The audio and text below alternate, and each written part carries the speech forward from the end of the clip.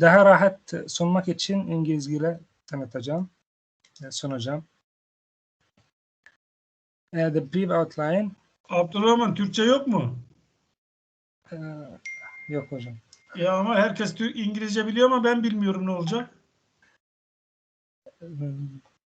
Yani hocam çok kelimeler yani. Hadi bakalım, ara sıra İngilizce ara sıra Türkçe söylemeye çalış, tamam mı? Tamam hocam. Hadi bakalım, kolay gelsin. Sağ olun hocam. The first part is the metallic materials and alloys, then the ceramic materials, and then we will compare the metals with the ceramics. Then I will talk about the manufacturing methods for manufacturing dental implants. There are 8 methods. I'm gonna only speak about 3 or 4 methods. For the fast prototyping methods, there are 7 methods. I will speak only about 2 methods. The types of dental implant materials and their properties. The first type, the metals and alloys. Most of dental implants until now have been fabricated from metals and alloys, and according to the American Society for Testing and Materials and International Standards Organization have created guidelines for standardizing implant materials. The first material is titanium and titanium alloy. What the behind of using titanium and titanium alloy for manufacturing dental implants? There are many reasons. The first reason that according to the researchers, they found that the titanium forms retentive oxides when the titanium interact with the tissue fluids in the body. This provide advantage since this titanium oxide surface minimize the biocorrosion. Also, not only retentive oxides on the surface of the titanium, also even if the titanium scratched or removed during the implant placement into the bone, the surface re-oxides in the bone tissue. This regenerative biocorrosion preventing layer is one of the reasons for the wide use of titanium in dental implants. There are many researchers, they reported some of researchers, they reported that the bone growth in contact with the titanium surfaces in rabbits. They did an experiment in rabbits, and they found that the bone growth in contact with titanium. Also, there are several researchers studied and expanded the indications for the use of titanium in implant devices. The reason reported is titanium's non-reactive nature and its really resilience to corrosion. Non-reactive means bio-inert. The titanium alloy with the most widespread is the titanium aluminum vanadium. This alloy has approximately 6 times the strength of compact bone, and as a result, thinner structural part can be incorporated into the implants without risking breakage or cracking. The alloy modulus of elasticity is 5.6 times greater than the compact bone. Also, they found that the oxide layer on the titanium is different from the oxide layer in the titanium alloy. It's depending on the surface properties. This table shows the various titanium alloys and their compositions according to the microstructure of titanium alloys. There are 4 types of titanium alloys. There is only 2 types used for manufacturing dental implants. The first type is unalloyed grades, and the second type is alpha beta alloys. The unalloyed titanium or commercial pure titanium or SAFI titanium is it's suitable for use at high temperature where high strength and low weight are required, also known as commercial pure titanium. The group consists of 5 grades, ASTM grade 1, 2, 3, and 4, and 7. From grade 1 to 4, the purity decreases. This is mean that the percentage of oxygen amount increase. In this time, it contains 99.99% of high purity titanium. It's widely used in implant production. The second type is alpha beta titanium alloys. It shows higher strength and good formability than alpha alloy group. It's the most used alloy group. From the titanium alloys, alpha beta titanium is the most used alloy group. It can be hardened or strengthened by heat treatment. And the titanium alti-aluminum for vanadium and titanium alti-aluminum 2 silver are major alloys for alpha beta titanium alloys. Also, it's suitable for implant use. The second type of metals and alloys that have been used for manufacturing dental implants are the stainless steel. Stainless steel alloys are one of the oldest material to be used in medical field. The alloy is most often used in a rough and heat-treated condition, same as titanium alloys, which gives the material high strength and ductility. Among all alloys used in implant fabrication, steel alloys are the ones most susceptible to biocorrosion, so the applied oxide surface must be protected. So what's the difference between the stainless steel and the titanium? That the stainless steel is susceptible to biocorrosion, not like the titanium. The titanium form on its surface oxide layers that protect the titanium from biocorrosion. So what they did, they add chrome to stainless steel to protect the layer, to protect the implant from biocorrosion. The classification of stainless steel, there are 4 types of stainless steel: ferritic stainless steel and martinistic stainless steel, authentic stainless steel, and black stainless steel. From these types, there is only one type used for manufacturing dental implant, is the authentic stainless steel. As you see, the microstructure of the authentic and the black stainless steel are the same, but there is a difference in the percentage of nickel. The percentage of nickel in authentic stainless steel is from 10 to 20%, and in the blacks from 5 to 10%. The authentic stainless steel. Abdurrahman, Evet hocam, buyurun. bir önceki sayfaya gel bakalım. Tamam. Bu nikelin değeri nedir? Niye nikel katıyor? Yani nikel bu alaşıma ne katkı sağlıyor? Biliyor Duymadım musun hocam. bunu? Nikel katıyorsun ya alaşım içerisine. Evet hocam, ama o yani toksik. Ostenitik stainless steel'e nikel katıyorsun ya. Evet. Nikel ne gibi fayda sağlıyor? Düşündün mü hiç? Ben hocam Düşünmedim. in the next slide I will explain. Hadi bakalım. Tamam. The authentic stainless steel is developed for medium to severely corrosive environments. Corrosion resistance is superior to the other types. So what's the difference between the authentic and the other types of stainless steel? That the corrosion resistance is superior to the other types. It's more resistance to high temperature than other types. They are not magnetic.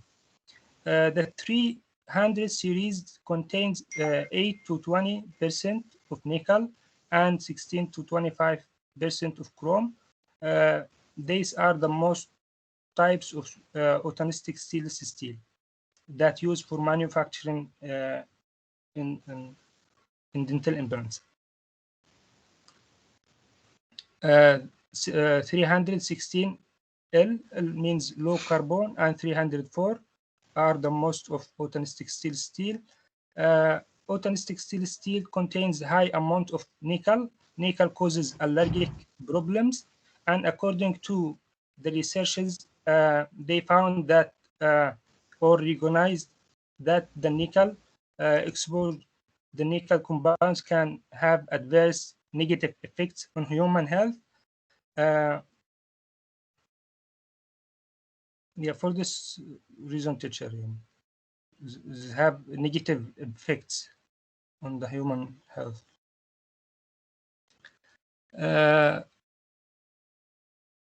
The authentic stainless steel 316 L. It's an iron, chromium, nickel, molybdenum alloy.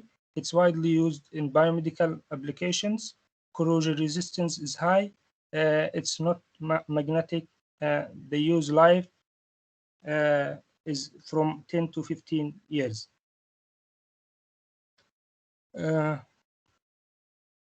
Cobalt alloys,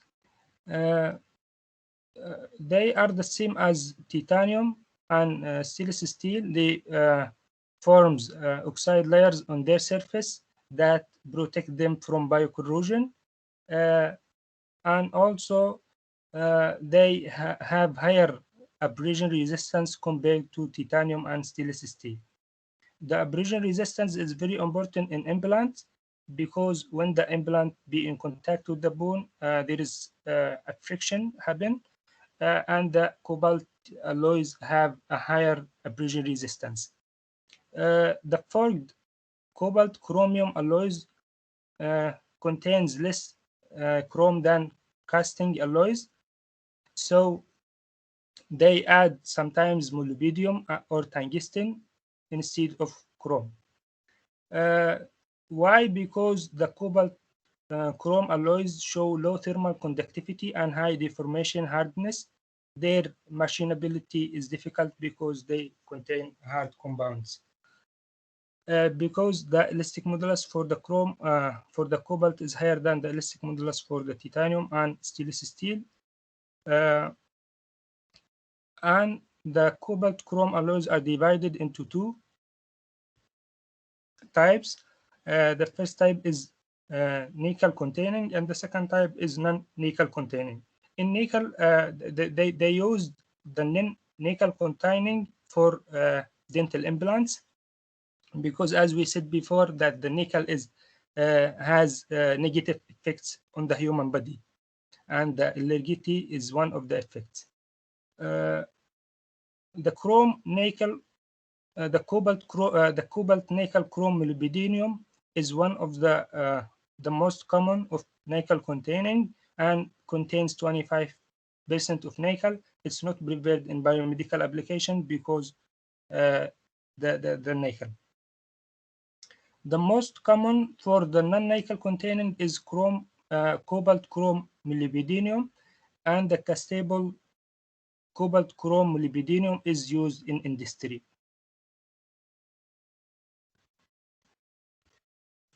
The cobalt chrome molybdenum alloy, or called Vitalium, it contains 60% of cobalt and 20% of chrome and 5% of molybdenum, and also have other metals. The addition of chrome provides the alloy with anti-corrosive properties, and the addition of molybdenum increase the mechanical properties and increase the resistance to regional corrosion. It's used in industry and artificial joint, knee and hip application due to its corrosion and abrasion resistance. There are three forms: forged low carbon and forged high carbon and cast. The addition of carbon increases the wear resistance as a result of carbide formation.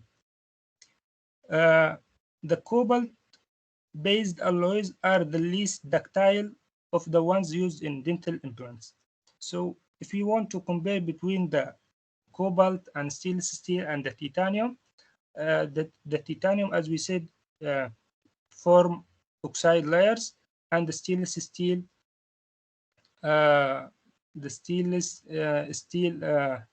is not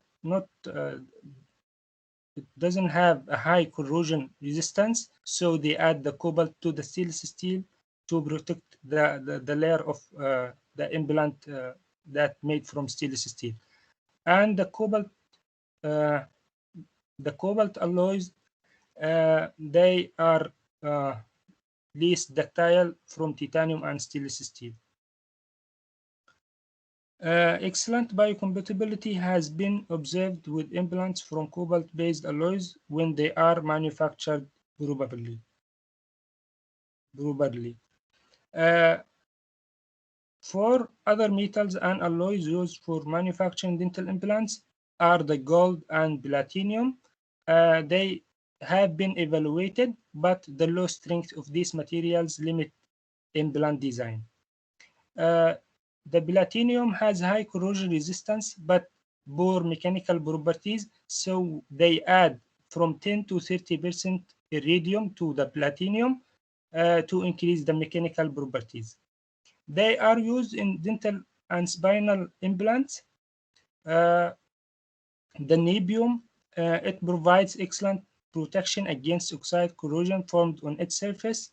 Thin niobium oxide coatings can also be applied to the surface of titanium dental implants. It's not used as a dental implant, but it's used as a coating for the other dental implants as titanium. Because what? Because they have a high corrosion, a high corrosion resistance. The table shows the mechanical properties of various alloys and metals used in implants. As you see, the cobalt alloys have high elastic modulus, then the stainless steel, and then the titanium.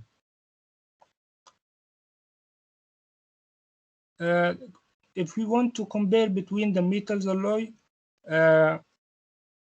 all of the metal alloys used in dental implants and other implants, and one of the advantage for stainless steel is very cheap than the other metals. For the cobalt is it has high abrasion resistance. This is the advantage of cobalt alloys. For titanium, there are many advantages. According to the researchers, they prefer the titanium than other metals. For the disadvantages, the titanium is higher expensive than the others. The other types of materials that used for manufacturing dental implants are the ceramics. The ceramics properties are resistance to biodegradation, strength, color, low conductivity, and elastic properties. Despite their low ductility and brittle nature, ceramics are being used both as coatings on other materials. So ceramics have high elastic modulus, but they are very brittle. And this means that the ceramics could be broken easily. For this reason, it's not preferred to use ceramics for dental implants. The ceramics properties: inertness to body fluids, high compressive strength. This is because the high elastic modulus, and good aesthetic appearance. This is because of what? Because their color is near to white. The first type of ceramics that used for manufacturing dental implants is aluminum, titanium, and zirconium oxides. They have other name. Aluminum oxides is called aluminia, titanium oxides titania, and zirconium oxides zirconia. And their properties are shown in the table, for we will see it later.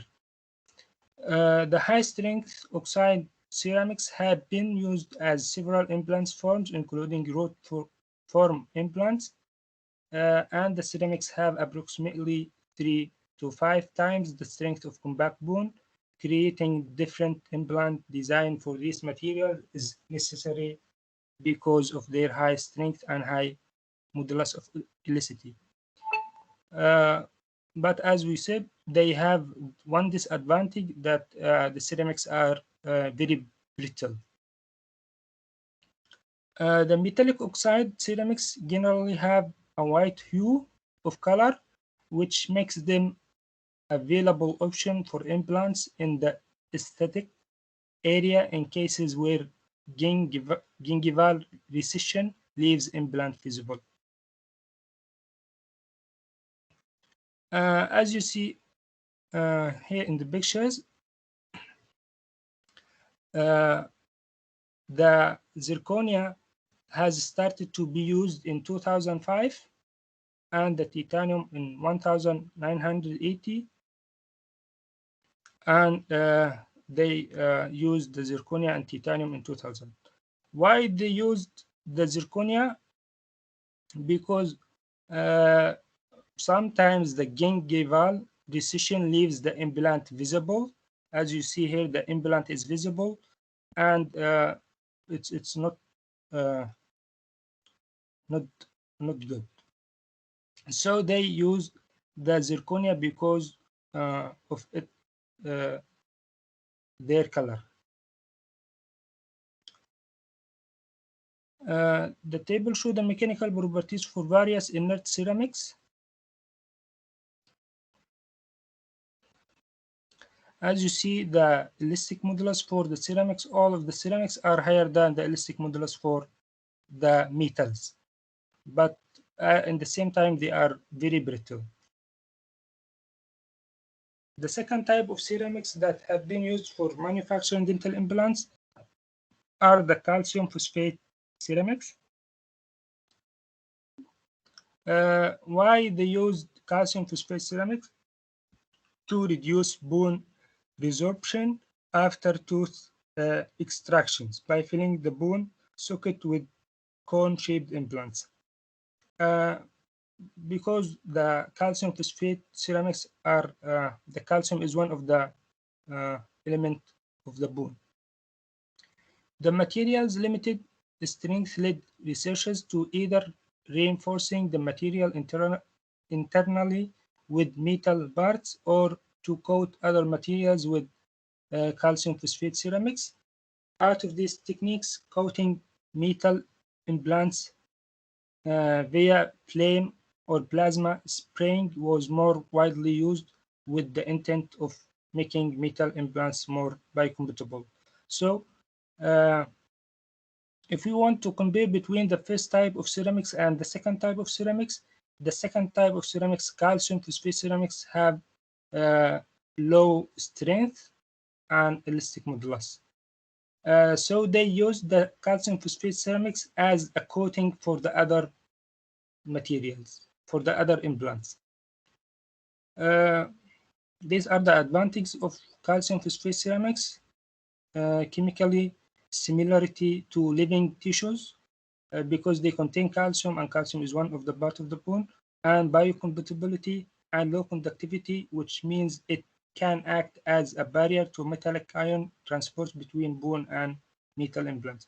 The disadvantages of calcium phosphate ceramics are they have low strength and materials possibility to dissolve or alter in time. This picture shows the titanium implant coated with the hydroxyapatite. Yes, also the calcium phosphate ceramics has another name, hydroxyapatite.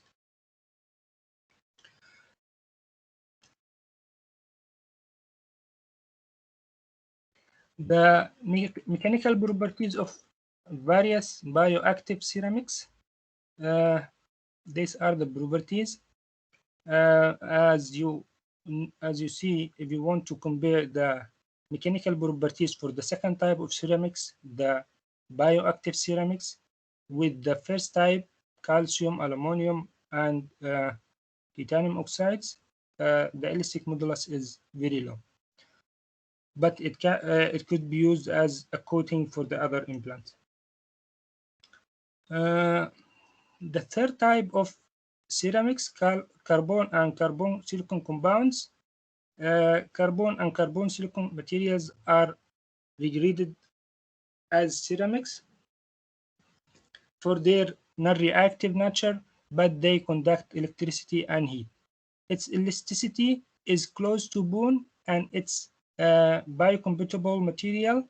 Clinical trials of carbon-based dental implants were carried out, and the limitations in materials properties, design, applications led to clinical failures in trials, which resulted in withdrawal of carbon-based materials in dental implants design. So, because of their low mechanical properties, they failed in using for using in dental implants. This table shows the mechanical properties for the various alloys and ceramics used in implants.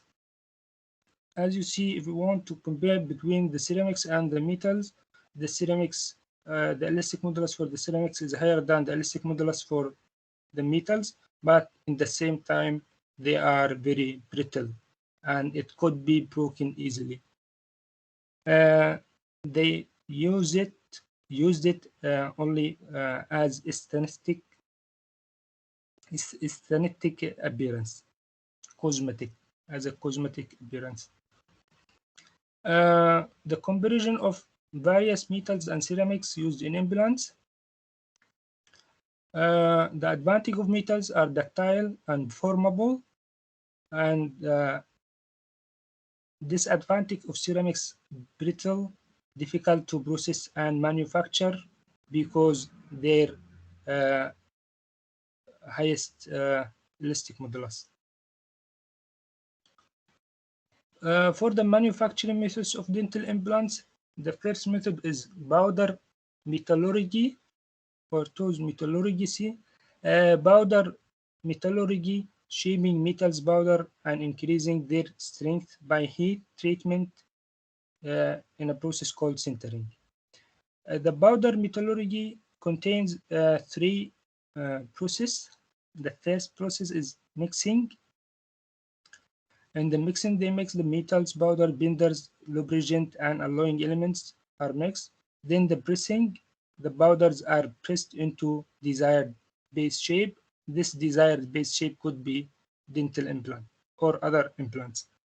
The third process is sintering. When heated above half of their melting temperature, they form tight bonds between them, and this will increase the mechanical properties. This is the powder. The first process is mixing. The second process is pressing, and the base after compression is called raw sample. In sintering, as we said before, that the implant or the product will be heated at 70 to 90% of melting temperature of the metal to increase the mechanical properties.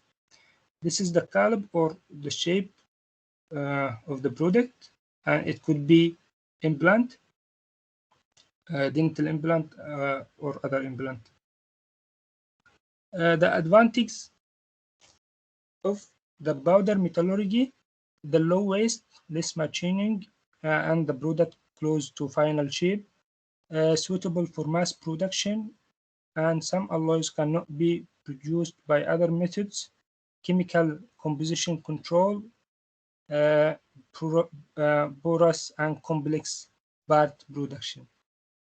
The disadvantages: high mold cost, need of strong compressor, low mechanical properties, and limited size of parts that can be produced, expensive metal powders. This is the machine that used for the powder metallurgy. This is the color or the final shape, and it could be dental implant. The second Method for manufacturing dental implant is the powder or metal injection molding. It's a manufacturing process in which small complex shaped parts can be produced in desired dimensions, and it contains or consists 7 steaks. Abdurrahman biraz hızlı. Fast. Tamam hocam. 5 slide var. 5 slide. Tamam hadi bakalım. Tamam. These are the stages of the powder metal injection molding, and these are the advantages: high performance, suitable for mass production of parts, small complex shape, high surface quality. This is the process of metal injection molding. They add polymers to the metal powder. This polymer acts as a carrier for the metal powder to be injection molded. Then after that, the polymer is removed from the molded part with thermal and chemical process. These implants were manufactured using this method. These are the advantages and disadvantages for the method. High performance, suitable for mass production parts. These are the advantages before we talk about the disadvantages of this method. The metal injection molding process has multiple steps, which leads to a more expensive processing cost. The parts manufactured using this process are typically small. A high initial cost can become a disadvantage when producing only a small number of parts. The third type is additive manufacturing and fast prototyping. The additive manufacturing is a layer-based manufacturing process in which dimensional objects are produced directly from a CAD drawing. It's often called 3D printer. There are 3 methods or techniques: the formative and subtractive and additive. For the subtractive manufacturing methods such as CNC and the lathe, and for the formative methods as casting and forging, and for the additive manufacturing such as 3D printer.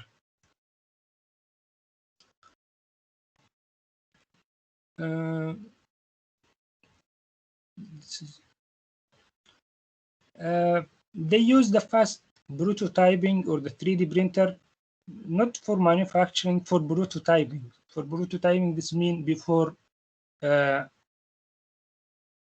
manufacturing a product, they use the 3D printer for to get a prototype to see if the product need any modifications. The fuse deposition molding,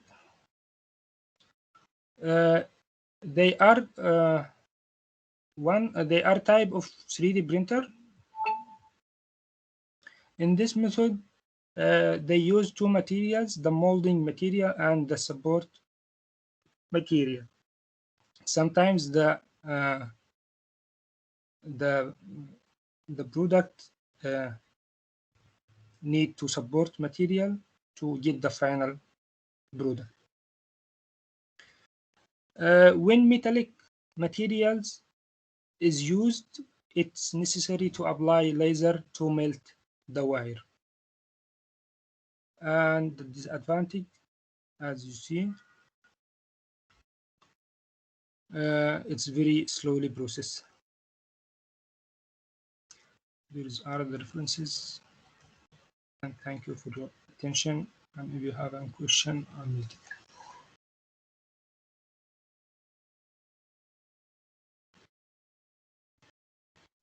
Abdurrahman, eline sağlık. Teşekkür ederiz. Thank you hocam. Soru olan varsa arkadaşlardan soru bekliyoruz. Bu arada ben sana bir şey soruyorum Abdurrahman. Tamam hocam, buyurun. Ne yapacaksın yüksek lisans tez çalışmanda? Yani bu sunumun şeyi ne, amacı ne?